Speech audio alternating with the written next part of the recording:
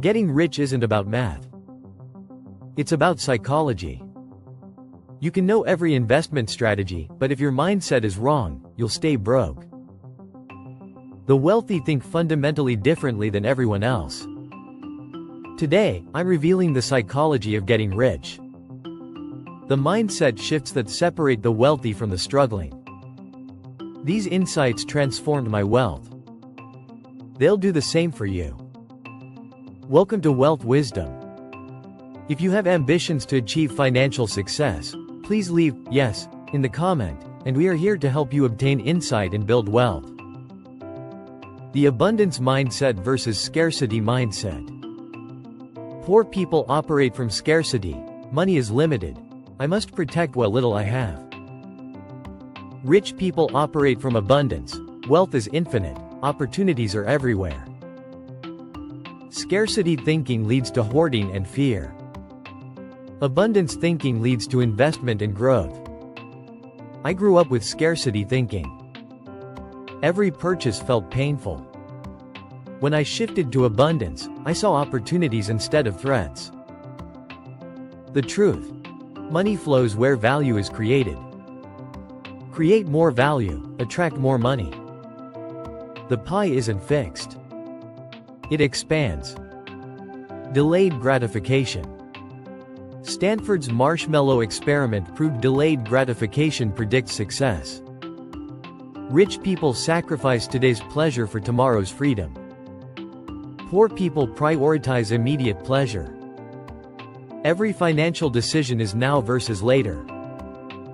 The $5 coffee daily is $1,825 yearly.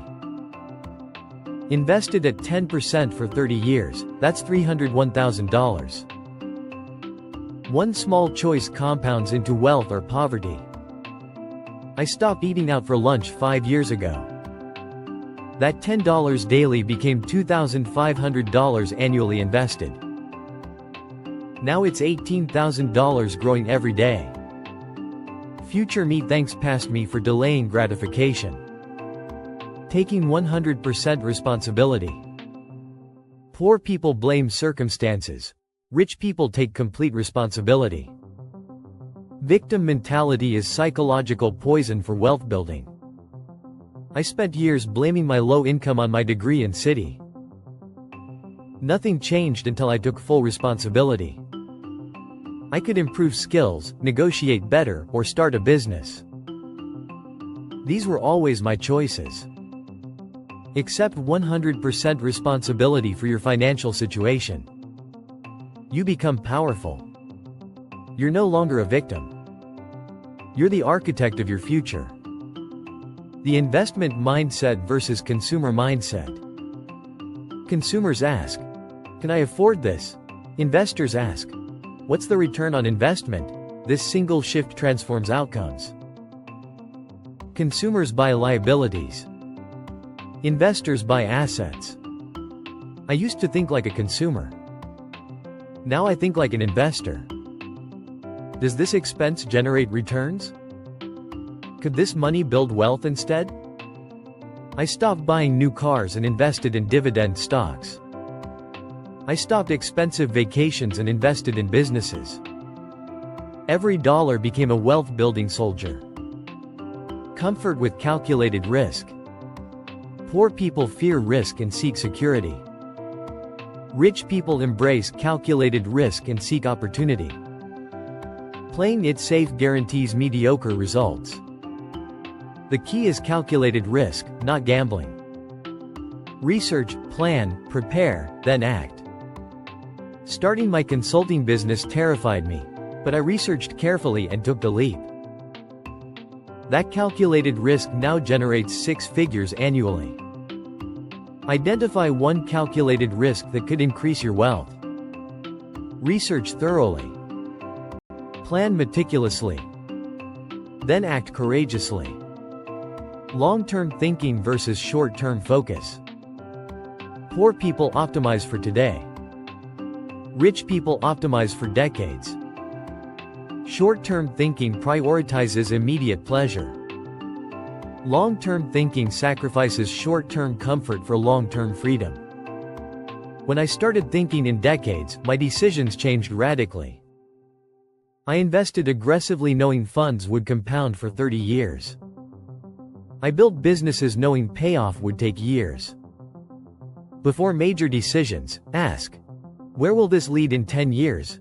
This reveals whether you're building wealth or consuming it. The learning mindset. Poor people think they know enough. Rich people are perpetual learners. Skills that earned well yesterday become obsolete tomorrow. I read 30 minutes daily and invest in courses regularly. Each new skill increases earning capacity. A $10,000 course that increases lifetime earnings by $500,000 is the best investment possible. Commit to learning something new monthly. Your earning capacity is determined by your learning commitment. Viewing money as a tool. Poor people have emotional relationships with money. Rich people view it as a tool. Money isn't evil or virtuous. It's neutral. I used to feel guilty about money. This emotional baggage sabotaged wealth building. Now I view money as a tool for building security and freedom. This shift enabled rational decisions. Develop a healthy, unemotional relationship with money. It's a tool.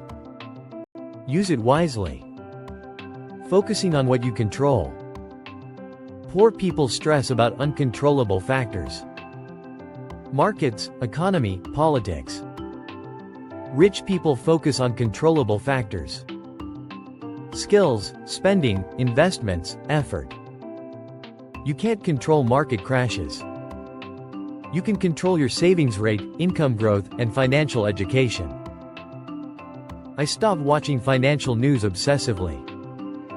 Instead, I focus on increasing income and maintaining high savings rates. Make a list of controllable and uncontrollable factors. Stop worrying about uncontrollable items. Pour energy into controllable ones. The growth mindset. Fixed mindset people believe abilities are static. Growth mindset people believe abilities develop through effort. Poor people think, I'm not good with money. Rich people think, I can learn about money. I believed I wasn't a money person for years. This kept me broke. When I adopted a growth mindset, everything changed. I could learn investing. I could develop business skills. Your financial situation isn't permanent. Your skills aren't fixed. With the right mindset and effort, you can achieve any financial goal. Implementing these psychological shifts. Psychology changes slowly. You can't flip a switch. But you can deliberately practice new thought patterns until they become automatic. Start with one shift. I recommend abundance mindset or delayed gratification. Practice consciously for 30 days. Question your thoughts. Choose better ones deliberately. Use triggers. When facing purchases, ask, investment or consumption? When facing setbacks, ask, what can I control? Over time, conscious practices become unconscious patterns. Wealth building decisions become automatic. Conclusion. Getting rich is 80% psychology, 20% mechanics. You can know every strategy, but wrong psychology guarantees failure. Fix your psychology, and wealth building becomes inevitable. These psychological shifts transformed my financial life completely. From broke to building substantial wealth. Not through secret strategies, but through thinking differently about money. You now understand the psychology of getting rich. The question is, will you change your thinking? Knowledge without implementation changes nothing. But these shifts, practiced consistently, will transform your financial future. If this revealed the psychology holding you back, hit that subscribe button. Comment below with which shift you need most. Sharing your commitment increases success. Remember, your current thinking created your current financial situation. Different results require different thinking. Change your psychology, change your wealth.